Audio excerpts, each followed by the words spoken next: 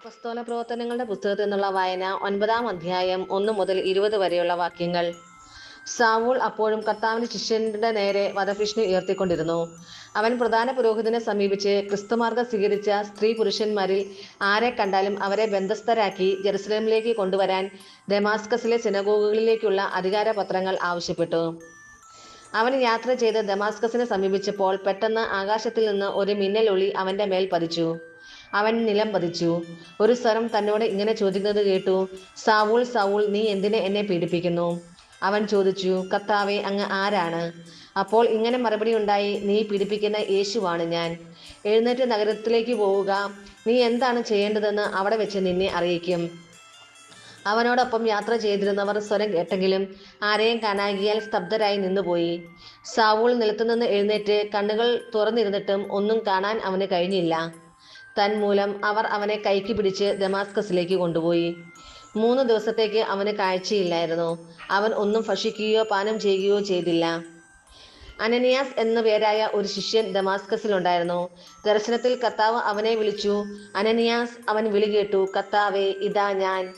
കർത്താവ് അവനോട് പറഞ്ഞു, നീ എഴുന്നേറ്റ് റജുവീതി എന്ന് വിളിക്കപ്പെടുന്ന തെരുവിൽ ചെന്ന് യൂദാസിന്റെ ഭവനത്തിൽ താർസോസുകാരനായ സാവൂളിനെ അന്വേഷിക്കുക. അവൻ ഇതാ പ്രാർത്ഥിച്ചുകൊണ്ടിരിക്കുകയാണ്. അനനിയാസ് എന്നൊരുവൻ വന്ന് തനിക്ക് വീണ്ടും കാഴ്ച ലഭിക്കാൻ തൻ്റെ മേൽ കൈകൾ വെക്കുന്നതായി അവന് ഒരു ദർശനം ഉണ്ടായിരിക്കുന്നു. അനനിയാസ് പറഞ്ഞു, കർത്താവേ, അവിടുത്തെ വിശുദ്ധർക്കെതിരായി അവൻ ജെറുസലേമിൽ എത്രമാത്രം തിന്മകൾ പ്രവർത്തിച്ചിട്ടുണ്ടെന്ന് വളരെ പേരിൽ നിന്ന് ഞാൻ കേട്ടിട്ടുണ്ട്. ഇവിടെയും അവിടുത്തെ നാമം വിളിച്ചപേക്ഷിക്കുന്ന സകലരെയും ബന്ധസ്ഥരാക്കുന്നതിനുള്ള അധികാരം പുരോഹിത പ്രമുഖന്മാരിൽ നിന്ന് അവൻ സമ്പാദിച്ചിരിക്കുന്നു. ഇവിടെയും അവിടുത്തെ നാമം വിളിച്ചപേക്ഷിക്കുന്ന സകലരെയും ബന്ധനസ്ഥരാക്കുന്നതിനുള്ള അധികാരം പുരോഹിത പ്രമുഖന്മാരിൽ നിന്ന് അവൻ സമ്പാദിച്ചിരിക്കുന്നു. കർത്താവ് അവനോട് പറഞ്ഞു, നീ പോവുക. വിജാതരുടെയും രാജാക്കന്മാരുടെയും ഇസ്രായേൽ മക്കളുടെയും മുമ്പിൽ എൻ്റെ നാമം വഹിക്കാൻ തിരഞ്ഞെടുക്കപ്പെട്ട പാത്രമാണ് അവൻ. എൻ്റെ നാമത്തെ പ്രതി അവൻ എത്രമാത്രം സഹിക്കേണ്ടി വരുമെന്ന് അവന് ഞാൻ കാണിച്ചു കൊടുക്കും.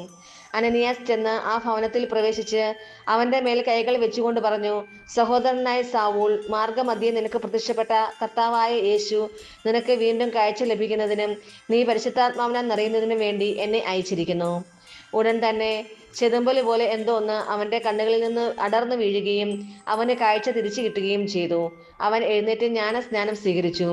അനന്തരം അവൻ ഭക്ഷണം കഴിച്ച് ശക്തി പ്രാപിക്കുകയും ദമാസ്കസിലെ ശിഷ്യന്മാരോടുകൂടെ കുറെ ദിവസം താമസിക്കുകയും ചെയ്തു.